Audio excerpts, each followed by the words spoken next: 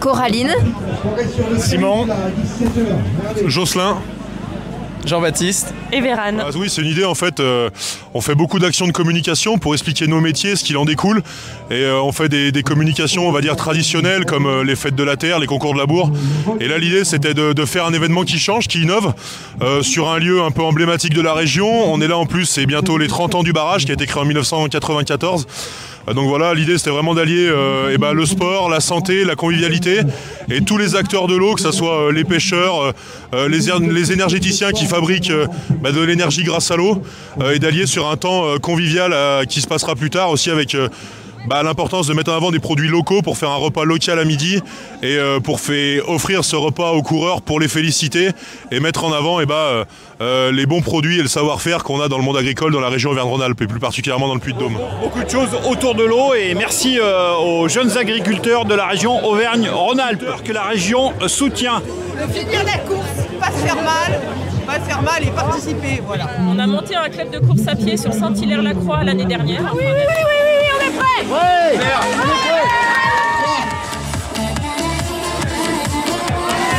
Voilà, et vous pouvez vous applaudir maintenant. 2, 1, et c'est parti. On est là pour parler du développement du volontariat chez les agriculteurs. On est là pour aussi évoquer de travailler en collaboration sur les réseaux d'irrigation. Un jeune agriculteur.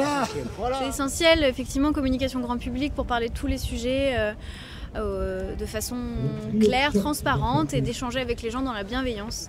J'ai adhéré aux jeunes agriculteurs parce que déjà c'est quelque chose qui c'est en lien avec mon métier, qui défend des valeurs que je porte tous les jours au cours de mon métier. Allez, bon courage. Merci. Donc du coup on est la protection civile du Puy-de-Dôme. Il fallait une première. L'idée c'est de communiquer, comme je l'ai dit, sur différents ouvrages de gestion de l'eau. Donc c'est le Puy-de-Dôme qui a commencé et normalement l'an prochain c'est en Haute-Loire. Sans eau il n'y a pas de vie. Il faut s'adapter. On a fait des gros investissements aussi sur les exploitations pour améliorer l'efficience de l'eau. Petit à petit, chaque élément mis bout à bout, on arrive à trouver des solutions. Mais, Super. De toute façon, au sommet de l'élevage, on est dans l'agriculture. Donc, et pour nous, là, c'est essentiel d'accompagner les jeunes agriculteurs. C'est l'avenir de cette profession. Et donc, surtout sur le thème de l'eau, qui est un thème important et puis qui fait débat dans nos sociétés. Donc, il faut savoir communiquer de façon efficace et sympathique. Et c'est ce qu'ils font. Donc, on se devait d'être à leur côté. J'ai interviewé les jeunes agriculteurs, donc c'est pour ça que je me suis dirigé vers toi. Oui, je ne suis pas trop jeune, moi. Je dois être le plus jeune, le plus ancien des agriculteurs, moi. Dans l'agriculture, on s'entraîne tous les jours. Ben non, on fait du bois, nous. On fait du bois, on court dans les champs, on fait des clôtures, on est en forme olympique.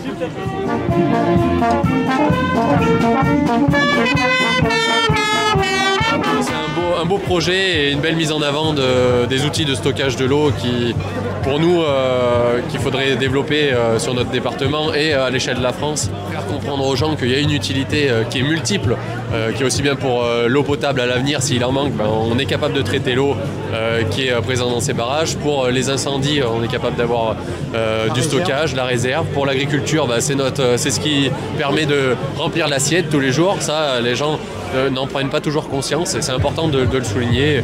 Et après, tout ce qui est la pêche, le maintien de la vie dans les ruisseaux tout au long de l'été, même quand il n'y a pas d'eau. Le barrage du Cep, si on ne l'avait pas, on n'aurait pas l'ensemble des agriculteurs qu'on a en aval. On aurait quasiment 4 fois moins d'agriculteurs. Donc je crois que c'était plus qu'un beau principe, c'était une obligation pour les territoires d'avoir pu créer le barrage du Cep avec cette retenue qui irrigue, mais qui à la fois dans la continuité écologique, la Morge également, on peut avoir des alevins et des poissons dans la Morge toute l'année. C'est un premier événement des jeunes agriculteurs du Puy-de-Dôme. Je crois qu'on peut saluer cette belle démarche. On en avait parlé l'an dernier au Tour de France ensemble. On veut faire un événement où on peut réunir à la fois les trailers, donc le grand public, vers les agriculteurs. Et je crois que c'est un très beau message qu'on donne aujourd'hui. Et festif, il y a toujours sur un événement trail, là en l'occurrence, ce ne sera pas une petite madeleine, ce sera un bon repas préparé par eh bien, des chefs cuisiniers des collèges du Puy-de-Dôme. C'est surtout bien de faire ensemble autour d'une manifestation extrêmement sympathique, bien organisée, et puis de se dire aussi qu'on est sur le multi-usage de l'eau. Donc le multi-usage de l'eau nécessite qu'on soit ensemble pour en parler, et à travers le sport, c'est un bon début. Et j'attends pour mon R3 pour finir. Je m'occupe de la structure nationale et en partie européenne qui gère toute l'irrigation pour la production agricole. C'est un bel événement devant les 30 ans de cette réserve d'eau qui a un rôle indispensable et qui demain, avec le changement climatique, va être indispensable à développer lorsqu'on voit le contexte dans lequel on est aujourd'hui, des excès d'eau dans les périodes hivernales et des sécheresses en été. Il va falloir reproduire ce type de modèle. J'ai surveillé les travaux là ici. surveillé les travaux de la CEP. Oui, du CEP, monsieur. Et c'était vraiment utile. La preuve, si toute la plaine serait à sec depuis quelques années, s'il n'y avait pas ça. Heureusement qu'on l'a. On aurait dû en faire un plus grand. Et voici, main dans la main. C'est beau déjà. Hein? C'est beau. Il n'y a que 33 hectares. L'agriculture a toujours une place privilégiée dans ce département, en particulier évidemment pour le préfet, mais pas seulement. Nous avons eu des moments importants. Nous avons une crise agricole qui a été une crise au-delà des enjeux conjoncturels, qui a été une crise qui a posé des questions de sens. Le projet politique européen pour l'agriculture française. Et nous devons décliner toutes les questions qui ont été posées sur l'agriculture pour nourrir les hommes et les femmes, l'agriculture pour aménager le territoire et surtout l'agriculture pour donner à la France sa place dans le monde en termes de souveraineté alimentaire, donner à l'Europe sa place dans le monde en termes de souveraineté alimentaire. Et pour ça, on ne peut pas le faire sans les agriculteurs. Donc moi je suis sur le terrain, je veux saluer l'initiative des jeunes agriculteurs qui prennent leur place dans la société, qui ne sont pas à part, mais qui sont entièrement dans la société. Les jeunes ont raison de dire qu'il faut de l'agriculture pour de la souveraineté. Et pour avoir une production agricole, il faut de l'eau. Il n'y a pas d'agriculture sans eau. Et donc on est là pour ça. On s'occupe beaucoup de ce qui est communication au sein de la structure des jeunes agriculteurs et puis de l'événementiel. Donc vraiment être en corrélation sur l'intégralité des événements qu'on met en œuvre. Notre événement phare sur tout ce mandat, c'est le sommet de l'élevage.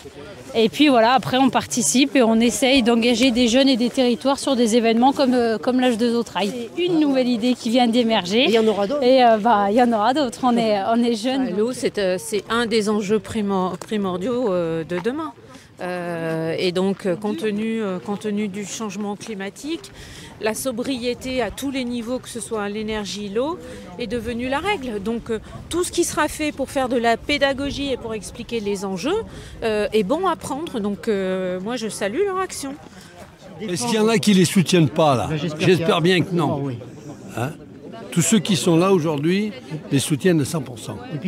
Et le barrage qui a été fait, c'est quelque chose de formidable. Si on n'avait pas eu ça, déjà, ce qu'il faut dire, Morges aurait été à sec plusieurs années consécutives. Non, mais on va pas faire de polémique aujourd'hui. J'ai pas compris quel est le projet d'avenir. Président du syndicat mixte pour l'aménagement de la Haute-Morge. C'est le syndicat qui gère le barrage. Cette lettre d'intention que l'on va signer avec le président de l'ADIRA, tout simplement pour la lutte contre les sinistres. Dans la plaine de la Limagne, on peut s'appuyer sur les ressources hydrauliques qui constituent ce qu'on appelle la défense extérieure contre l'incendie, c'est-à-dire nos poteaux, nos bouches d'incendie, nos réserves. Mais en plus de ça, sur ce territoire-là, de bonnes pratiques ont été initiées, à savoir s'appuyer sur le réseau d'irrigation déployé pour compléter les ressources hydrauliques qui peuvent être utilisées par les sapeurs-pompiers pour lutter contre un sinistre.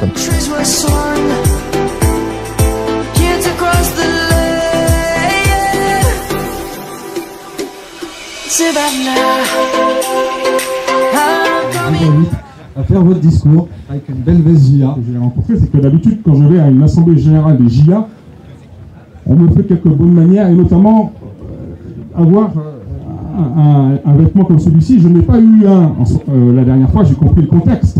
Je me dis, on savait que le préfet n'a pas encore assez travaillé. Et donc, je leur ai dit, si je n'ai pas assez travaillé, je vais finir par mettre soit celui du 25, soit celui du 56, soit celui du 58, et donc finalement en face de celui du 63. Donc, je voudrais vraiment une fois de plus remercier tous nos partenaires qui ont permis que cet événement se déroule aujourd'hui. Et moi, je vais vous demander vraiment un tonnerre d'applaudissements pour deux personnes en particulier. En plus des JA du canton et du Puy-de-Dôme qui sont investis, je veux vraiment te remercier toi, Benjamin, et remercier Sarah, notre chargée de mission. Vraiment merci à vous deux, je vais vraiment vous demander de l'applaudir parce que ça fait une année qu'ils font un travail exceptionnel. Applaudissements pour celle qui l'emporte aujourd'hui en 1h49-15. Ça fait quand même un 13-18 de moyenne. C'est l'équipe de Volvic Natura Trail.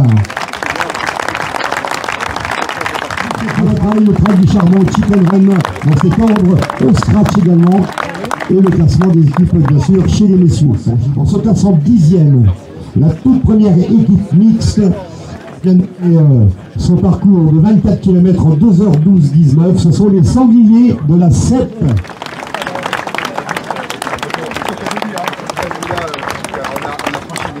Félicitations, et je sais ce que vous avez enduré, surtout la côte qui est là-bas. Voilà, ça bravo. Oui. Non, mais là on est maintenant pour les crampes. On boit c'est bon. On est sur le lac tout le temps. C'était important d'être là aujourd'hui pour soutenir toutes ces initiatives, et puis l'eau est l'enjeu de demain pour les agriculteurs, donc il fallait vraiment être présente aujourd'hui à leur côté pour leur dire que je leur apporte tout mon soutien. Moi j'ai rien contre les JA. C'est très bien comme ils font. C'est l'agro-business qui se l'accapare. C'est Limagrin, c'est Monsanto, c'est toutes les grosses boîtes, c'est Volvic. C'est ceux-là qui s'accaparent l'eau. Nous, on est des variables d'ajustement, les JA comme la Conf, tous les paysans. Regardez, les vaches, elles vont manquer d'abreuvement, mais le maïs, il va pas manquer, l'irrigation. Et le maïs, il est exporté. C'est pas pour nos vaches, c'est pour l'agro-industrie, je ne sais où en Europe. Pour répartir de manière égalitaire. Le préfet l'a dit, il y aura un comité départemental de l'eau, on va travailler dessus. Vous serez invité. J'y serai, bien sûr. Ça c'est un pas quand même, de réunir l'ensemble des acteurs. Un pas. Mais il faut encore beaucoup marcher. Le dialogue. Oui, parce qu'il faut avoir une approche patrimoniale de l'eau. Pour avoir une approche patrimoniale de l'eau, il faut trouver des stratégies multi-acteurs, multi-usages. Ce n'est que comme ça qu'on arrivera, dans le cadre de la recherche d'une intelligence collective, à identifier les stratégies de sobriété, les stratégies d'innovation et les stratégies de gestion de la ressource et de stockage. C'est une approche globale qu'il faut avoir. Voilà, c'est ça l'enjeu. Et sur les territoires, c'est entre partenaires de territoire qui vivent sur un même territoire qu'il faut trouver des solutions. Et il ne faut pas qu'il y ait de posture des uns ou des autres. C'est une solution globale qu'il faut trouver. Il faut, quand on parle de la ressource en eau, il faut des zones humides. Il faut du stockage en retenue collinaire. Il faut du stockage à l'exploitation agricole. Il faut du stockage multi-acteurs, il faut du stockage dans les grands ouvrages. Il faut de tout. Et donc, c'est par les solutions collectives, multi-usages, qu'on va s'en sortir. Voilà. C'est la raison pour laquelle j'ai fait un appel pour lancer le printemps de l'eau. Le barrage du Gelé. Le sommet d'élevage, il n'y a pas que des éleveurs, déjà. Il y a beaucoup d'agriculteurs qui font de la polyculture élevage. Et puis, même pour l'élevage, notamment dans le Puy-de-Dôme, compte tenu quand même qu'on avait une ressource fourragère qui était les sous-produits de la sucrerie, la pulpe, et bien aujourd'hui c'est important de pouvoir se retourner sur la culture du maïs en Limagne avec l'irrigation, parce que ça permet aussi d'améliorer l'autonomie fourragère pour les éleveurs. Et c'est pour ça aussi que le sommet de l'élevage, on soutient les jeunes agriculteurs. Alors pas rien que pour cette raison, parce qu'on aime bien cette équipe de jeunes agriculteurs au niveau de la région Auvergne-Rhône-Alpes. On aime bien travailler avec eux, ils font des belles choses. Ça rejoint la stratégie du préfet, le partage de l'eau et les multi-usages. Et je pense qu'il faut qu'effectivement tout le monde s'interroge sur l'utilisation de l'eau. C'est un enjeu important pour l'agriculture, mais pas que pour l'agriculture. Les petites exploitations, elles ont besoin d'irriguer. C'est justement parce qu'on fait l'irrigation qu'on a des petites exploitations en Limagne. Sinon, il faut de plus en plus de surface parce qu'on produit de moins en moins. Et donc c'est sécuriser à la fois la diversification en Limagne, mais aussi les ressources fourragères pour les éleveurs dans le Puy-de-Dôme. Terre & Sun, c'est une entreprise locale investie dans la pose de centrales photovoltaïques. Bien sûr, c'est de la fusion, on essaye de travailler ensemble. L'agriculture a besoin de la production d'énergie et est capable de produire de l'énergie en plus. Ah mais là c'est sûr, et là vous n'allez pas y louper. Bon, tu vas bien? Oui. Tu te rappelles? Ouais. Il y a la question de la responsabilité et il y a la question de l'agitation. Après, je pense qu'on n'est pas là pour se replier sur nous-mêmes. Il y a des enjeux quand même relativement importants vis-à-vis de cette approche sur l'eau et pas que pour le secteur agricole. Hein. Je pense que quand on parle d'accaparement, on se trompe véritablement de combat. Le sujet agricole sur l'enjeu de l'eau est un sujet comme celui de l'industrie, comme celui des usages domestiques ou autres. Je dirais, pour quand même être un petit peu en appui et en représentant du monde agricole, que la différence, c'est qu'il ne faut pas quand même occulter le fait qu'on produit de l'alimentaire, qui est un enjeu quand même extrêmement fort. On est sur des événements compliqués à travers le sanitaire, le Covid. On est sur une instabilité géopolitique où le président de la République a rappelé que ça serait une folie que de confier notre alimentation à quelqu'un d'autre. Donc là, je pense qu'on est pleinement dans notre mission et dans notre responsabilité que de maintenir nos moyens de production et de faire en sorte de répondre déjà aux besoins de notre population en France, parce que je pense que personne ne l'a trop à l'esprit, mais on est sur des situations beaucoup plus fragiles qu'on peut l'imaginer. Et je pense que les derniers événements ont quand même attesté qu'effectivement, on dépendait beaucoup plus d'importations qu'on ne l'imaginait. Donc je pense que le sujet de l'eau est une question centrale dans la place qu'on souhaite donner à l'agriculture française demain, qui est une agriculture plutôt de qualité et vertueuse quand on regarde ce qui se passe ailleurs, partout sur la planète. Donc il ne faudrait pas, une fois de plus, se tromper de combat, assassiner l'agriculture française pour finir par être inondé par des importations qui viennent de l'autre bout du monde et qui ne correspondent pas à nos standards et aux attentes de notre société et de nos consommateurs. Ici, tout va bien et ça va même très très bien, donc c'est parfait. C'est ça, j'espère que ça les aidera à prendre encore plus conscience et de nous aider par la suite à faire avancer les choses, quoi. Donc c'était... En plus de la communication grand public, c'était aussi un des enjeux de cette journée, quoi. Alors moi, je suis là en tant que président de la commission locale de l'eau Sage-Allier-Aval. Voilà. J'ai en charge en tant que président d'animer la commission locale de l'eau qui va s'occuper de la fondation du document PTGE, donc plan territorial de gestion de l'eau. Sur ce territoire-là, il y a plusieurs stratégies. Il y a la faisabilité technique. La faisabilité technique par rapport à la stabilité. D'après ce que je m'en souviens, on ne peut pas dépasser trop 1,80 m. Oui, Sommival Ingénierie, on est l'exploitant du barrage. D'accord, je m'arrête là parce que je vois... Alors là, ça sent d'ici, hein. Oui, je vous ferais bien partager, mais... Et après la course, extraordinaire. Surtout la bière, le plus important c'est la bière. C'est parfait, c'est parfait. C'est plus que parfait même. On est prêt pour l'interview, c'est bon? C'est formidable de retrouver le CCR 63. Comme tous les week-ends, mais c'est le dernier là, après repos. Ah ouais, Et là je leur dis, mais je sais pas comment ils font, toutes les assiettes sont vides. Tant mieux. Ça veut dire que c'était bon. C'est le chef du collège de Gerza. Bonjour Guy. Donc tout un tas de gens du département qui travaillent beaucoup à l'agriculture. Il y a Nicolas.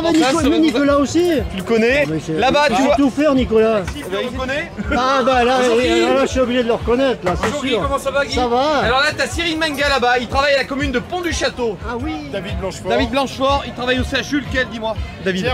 Pierre Ambert. Je suis chef de service de la restauration de la ville de Clermont. Ouais.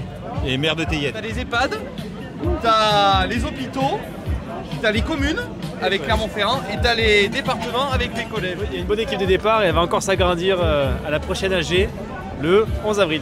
Tout le repas a été confectionné avec des produits locaux et des chefs locaux par des agriculteurs locaux. Jardin Limagne, c'est une société qui appartient aux producteurs.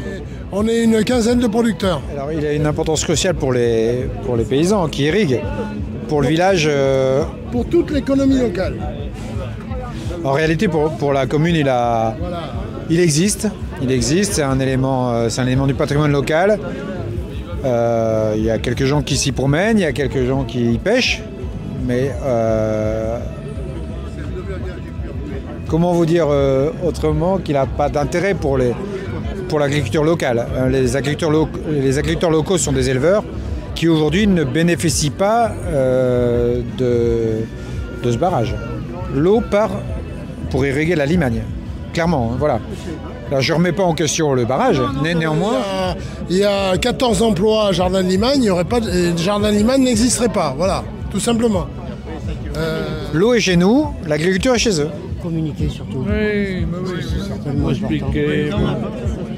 Guillaume, l'eau, c'est essentiel. L'eau, c'est essentiel dans une ville thermale, évidemment, mais c'est pas une eau qu'on boit, c'est une eau médicament. C'est encore un petit peu différent, mais en tout cas, on est tous réunis sur les enjeux de l'eau, de la protection de l'eau et les différents usages de l'eau. L'enjeu, c'est pas l'accaparation de l'eau pour quelques-uns, c'est le partage de l'eau. Et évidemment, pour le monde agricole, l'enjeu, c'est la souveraineté alimentaire et il vaut mieux nos produits de Limagne que des produits qui viennent de l'autre bout du monde. J'ai entendu le bisou là.